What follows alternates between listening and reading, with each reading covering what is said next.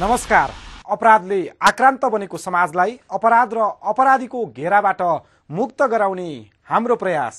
अपराध र अपराधी विरुद्धको खबरदारी यो हो क्राइम स्टोरी। स्वागत छ तपाईलाई। म नकुल अर्याल। मान्छेहरू मार्ने पनि अपराधी हुन्, अपहरण गर्नेहरू पनि अपराधी हुन्, देशको कानुनलाई चुनौती दिएर समाजलाई आतंकित पार्नेहरू पनि अपराधी हुन्। यसो भन्दै गर्दा राष्ट्रको सम्पत्तिमा ब्रह्म लुट गर्ने भ्रष्टाचारीहरू पनि अपराधी नै हुन्। अझ उनीहरूको अपराधले त सिङ्गो देशकै विकासमा अप्ठ्यारो पारेको हुन्छ। भ्रष्टाचारको रेसमा छिटो छिटो दौड्दै गरेको देशमा जति सक्दो चाँडो भ्रष्टाचारीहरूलाई जेल कोच्न सकिन्छ उति नै सुशासनको सम्भावना बढ्छ। तसर्थ विभिन्न दलका नाममा, विभिन्न मन्त्रालयका नाममा अथवा विभिन्न पदका नाममा भ्रष्टाचार गर्नेहरूको विरुद्धमा छ क्राइम स्टोरी।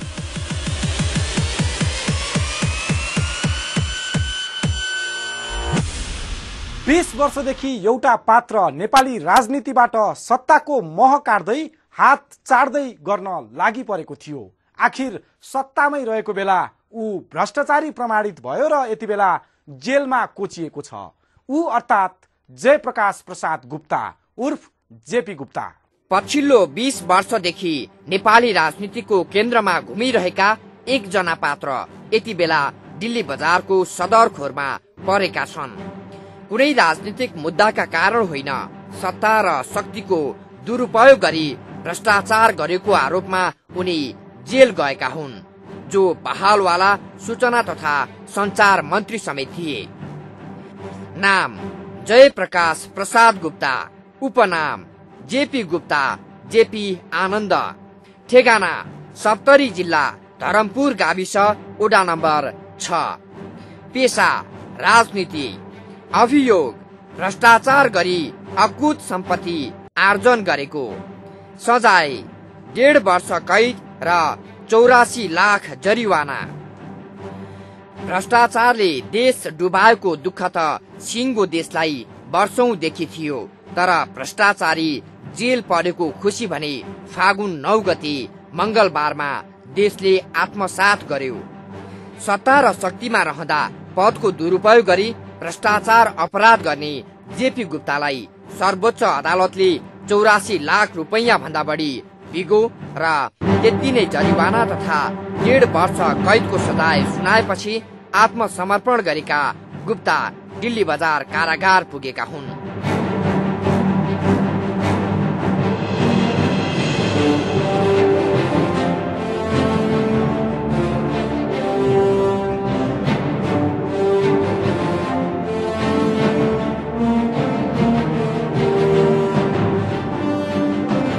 सार्वजनिक पद धारण गर्नु अघि उनको एकमात्र बैंक खाता थियो, कृषि विकास बैंक रत्न पार्क शाखामा। त्यसमा जम्मा 22,000 मात्रै थियो। 2048 सालमा उनी तत्कालीन प्रधानमन्त्री गिरिजा प्रसाद कोइरालाका सल्लाहकार बने। 2054 सालमा संचार राज्य मन्त्री, 2055 सालमा संचार मन्त्री अनि 2056 सालमा कृषि मन्त्री बने। 2058 सालमा फेरि सूचना तथा संचार मन्त्री बने। सार्वजनिक पदमा बसेपछि भने उनको बैंक खातामा भकाभक पैसा थपिन थाल्यो। गणतन्त्र प्राप्ति पछिको प्रचण्ड नेतृत्वको सरकारमा उनी कृषि मन्त्री थिए भने बाबुराम भट्टराई नेतृत्वको वर्तमान सरकारमा संचार मन्त्री भएको बेलामा भ्रष्टाचार गरेरै उनी करोडौंको सम्पत्तिका मालिक बनिसकेका थिए।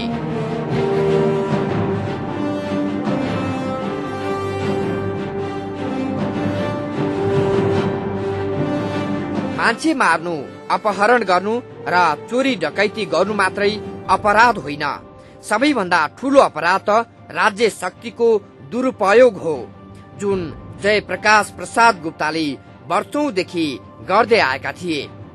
भ्रष्टाचार अपराधका कारण सिङ्गो देश नै आक्रान्त बनेको छ। यति बेला यस्तोमा होनहार भ्रष्टाचारी जेल जानु राष्ट्रका लागि सकारात्मक कुरा हो।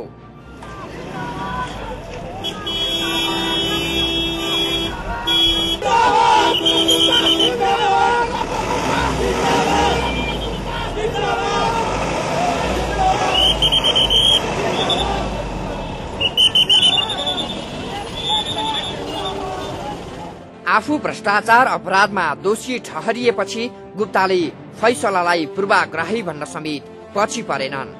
मधेसको सेन्टिमेन्ट बोकेर आफ्नो अपराधलाई ढाक्ने प्रयास जेपीले जेल जानु अघिसम्म गरिरहे।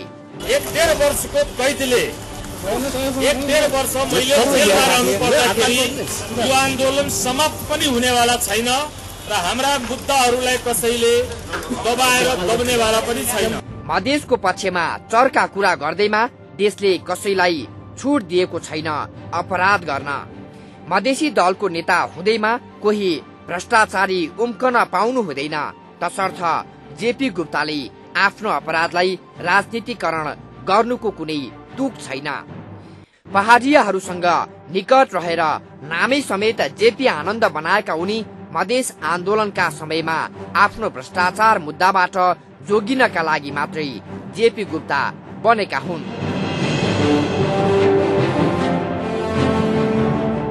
अपराधलाई जातीयता र क्षेत्रीयताको रंग दिन आवश्यक छैन। जेपी गुप्ता एक भ्रष्ट नेता थिए, त्यसैले जेल गए। सर्वोच्चको साहसिक फैसलाले अर्को एउटा अपराधको उजागर गरेको छ। जेपी गुप्ता जसलाई सर्वोच्चले भ्रष्टाचारी प्रमाणित गर्यो, उनीलाई विशेष अदालतले 2063 सालमै सफाई दिएको थियो।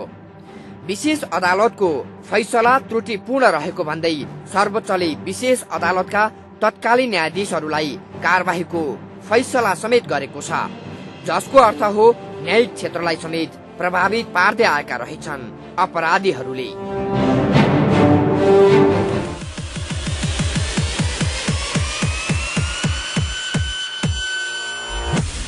यसरी सर्वोच्च अदालतको साहसिक फैसलाले राज्यको शासनप्रति निराश नागरिकहरूमा ठूलो आशा पलाएको छ। ठूलालाई पनि ऐन लाग्छ भन्ने कुरा प्रमाणित भएको छ। अझ पछिल्लो पटक त जसो तसो जेलमा ठूला भनेकाहरू नै कोचिन थालेका छन्। जेलमा अब भिआइपीहरूको उपस्थिति बढ्दै गएको छ। क्राइम स्टोरी र रहस्यहरू बाँकी नै छन्, कतै नजानुहोला।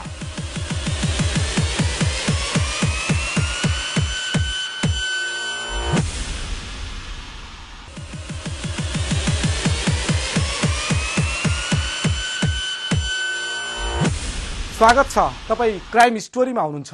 जेपी गुप्ता र चिरञ्जीवी वाग्ले यी दुईमा फरक छुट्याउन पर्यो भने सबै अलमलमा पर्छन्, किनकि दुवैमा समानताहरू धेरै छन्। दुवै पूर्व कांग्रेसी, दुवै पूर्व मन्त्री, दुवै भ्रष्टाचारी अनि दुवै एउटै जेलमा।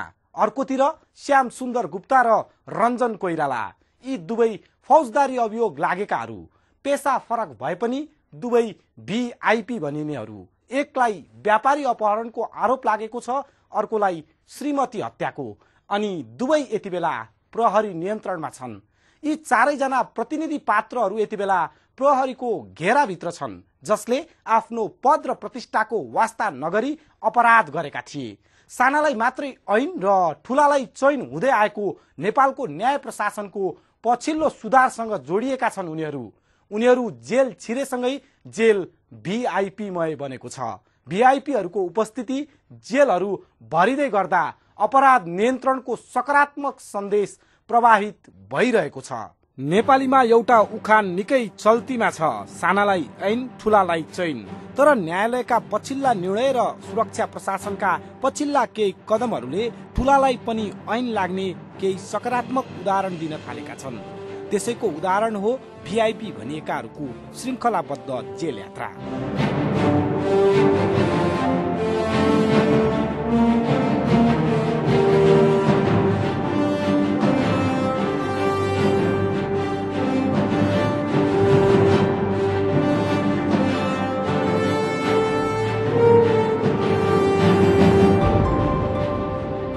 कुनै समय शक्तिमा रहेकाहरू अहिले पालै पालो जेल जान थालेका छन्।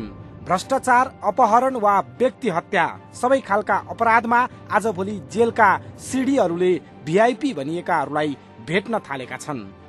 मुद्दा खेप्दै गरेकाहरूको फैसला पनि भइहाल्ने हो भने अब भिआइपीहरूले नै जेल भर्न सक्छन्।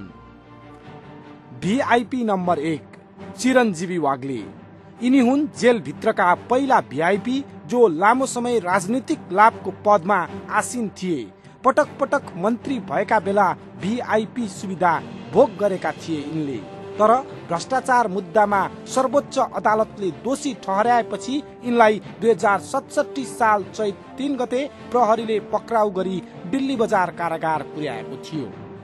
अहिले वाग्ले दिल्ली बजार कारागारमै जेल जीवन बिताइरहेका छन्। प्रजातन्त्र पुनर्स्थापनापछि पटक पटक मन्त्री बनेका वाग्लेले भ्रष्टाचार गरी करोडौंको अकुत सम्पत्ति कमाएका थिए।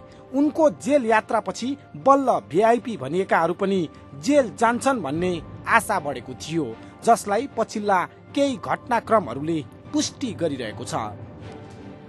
VIP number 2 Jayprakash Prasad Gupta. जयप्रकाश प्रसाद गुप्ता अर्थात जेपी आनन्द उर्फ जेपी गुप्ता, यिनी पनि भिआइपी नै थिए। गत मंगलबार साँझसम्म सूचना तथा संचार मन्त्री हुँदाहुँदै भ्रष्टाचार अपराधमा यिनी दोषी ठहरिए र जेल पुगे।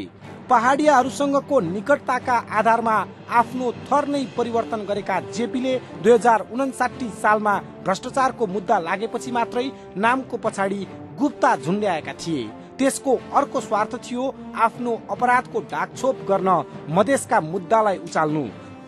आखिर त्यसमा उनी असफल भए। यो देशमा पनि कानून रहेछ भन्ने उदाहरण देखिएको दिन यी पूर्व भिआइपी जेल कोचिए, सबैभन्दा कलंकित भ्रष्टाचारीका रूपमा। कानूनी रूपमा अझै 1.5 वर्ष यिनले आफ्नो अपराधको फल भोग्नेछन् जेलभित्र। पटक पटक मन्त्री बन्दा अकुत भ्रष्टाचार गरी राष्ट्रिय ढुकुटीको दोहन गरेका गुप्ता मन्त्री पदमा रहँदा जेल सजाय भोग्ने पहिलो पात्र बनेका छन्। भिआइपी नम्बर 3 श्याम सुन्दर गुप्ता। यिनी पनि पूर्व मन्त्री नै हुन् जो यति बेला वाग्ले र गुप्तासँगै दिल्ली बजार कारागारमा रहेका छन्। व्यापारी पवन साङ्गाईको अपहरणका मुख्य योजनाकारका रूपमा प्रहरीले पक्राउ गरेपछि अहिले श्याम सुन्दर कारागारमा छन्। उनी विरुद्ध 17 वर्ष जेल सजायको माग गर्दै प्रहरीले काठमाडौँ जिल्ला अदालतमा मुद्दा दायर गरिसकेको छ। फैसला उनको विरुद्धमा आयो भने जेल जीवन अझ लम्बिनेछ श्याम सुन्दर गुप्ताको। भिआइपी नम्बर 4 रञ्जन कोइराला। रञ्जन त यो देशको सुरक्षा प्रशासनका उच्च अधिकारी नै थिए, तर आफ्नै श्रीमती गीता ढकालको हत्या गरेपछि पक्राउ परेका कोइराला पनि यति बेला हनुमान ढोकामा थुनामा रहेका छन्। उनी विरुद्ध प्रहरीले सर्वस्व सहित जन्म कैदको माग गर्दै मुद्दा दायर गरेको छ। प्रेमिका तारा रेग्मीसँग मिलेर आफ्नै श्रीमतीको हत्या गर्नु अघि उनी सशस्त्र प्रहरीका डीआईजी का रूपमा भिआइपी जीवन बाँचिरहेका थिए, तर उनको अपराधले उनलाई जेलको काल कोठरीमा पुर्यायो। उनी विरुद्धको आरोप प्रमाणित भए उनी आजीवन जेलमै बस्नेछन्। जेल भित्रका यी भिआइपीहरू, यिनीहरूको जेल यात्रा एउटा अपराधको सजायका रूपमा मात्रै सीमित रहेको छैन, न्यायको समान वितरणका हिसाबले पनि महत्वपूर्ण मानिनेछ। सधैँ सोझा र निमुखाहरू दण्डको भागीदार हुनु परेको इतिहासलाई यिनीहरूको जेल यात्राले बदलिदिएको छ।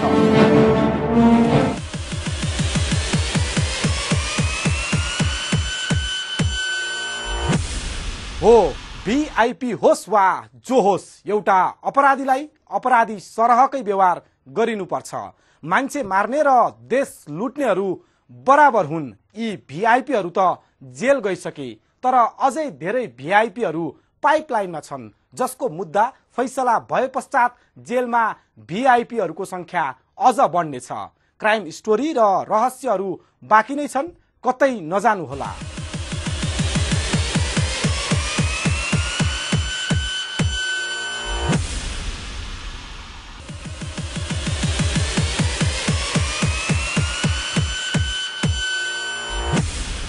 स्वागत छ, तपाई क्राइम स्टोरीमा हुनुहुन्छ।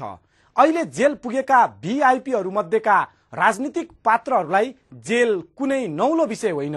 हिजोका दिनमा उनीहरू राजनीतिक मुद्दामा जेल बसेकै हुन्, तर फरक यति हो, राज्यका लागि जेल बस्दा उनीहरू नेता थिए, अहिले राज्य लुटेर जेल जाँदा उनीहरू भ्रष्टाचारी अपराधी ठहरिएका छन्।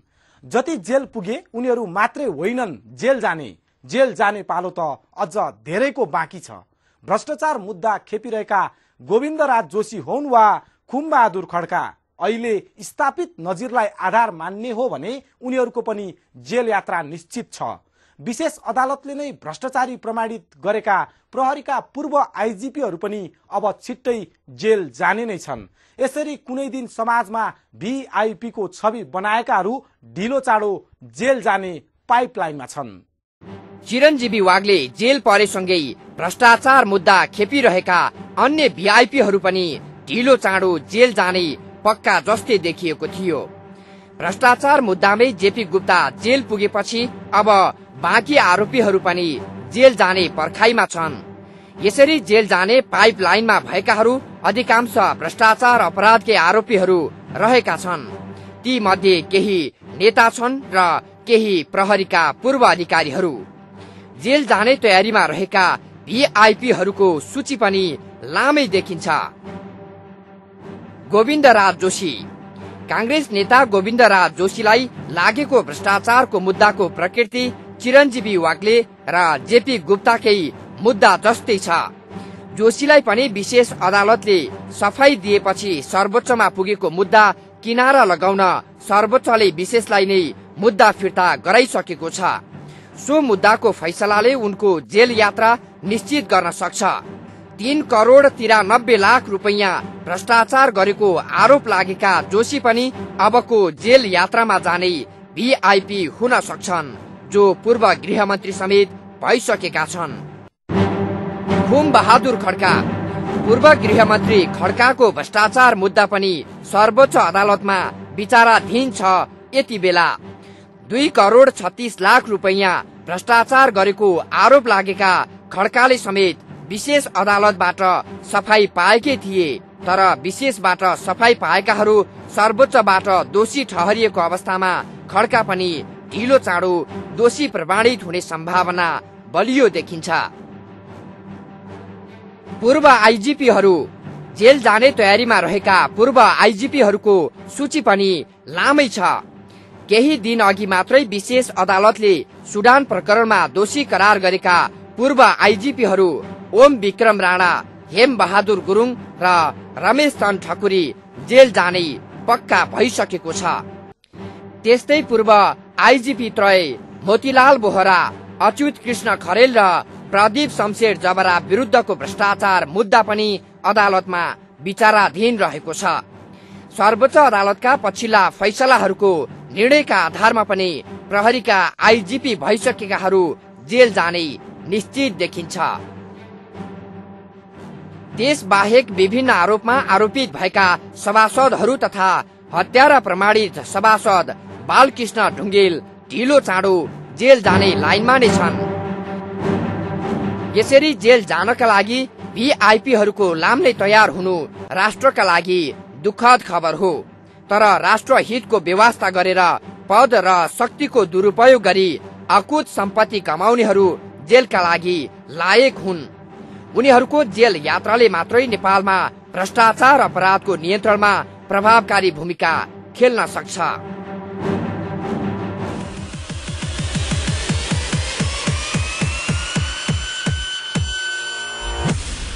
पक्कै पनि गृह मन्त्रालयको नेतृत्व गरिसकेका 2 नेता र प्रजातन्त्र पुनर्स्थापना यता प्रहरी संगठनको नेतृत्व गरेका 6 जना पूर्व आइजिपीहरू जेल यात्राको निकटमा रहेका छन्। यस्ता अन्य भ्रष्टाचारी र अपराधी भिआइपीहरू पनि छिट्टै जेल पुगे मात्रै कानुनी शासन बलियो हुन सक्छ। अपराध विरुद्धको खबरदारी क्राइम स्टोरी लिएर हामी अर्को साता आउनेछौँ। त्यतिन्जेल सुरक्षित रहनुहोला। नमस्ते।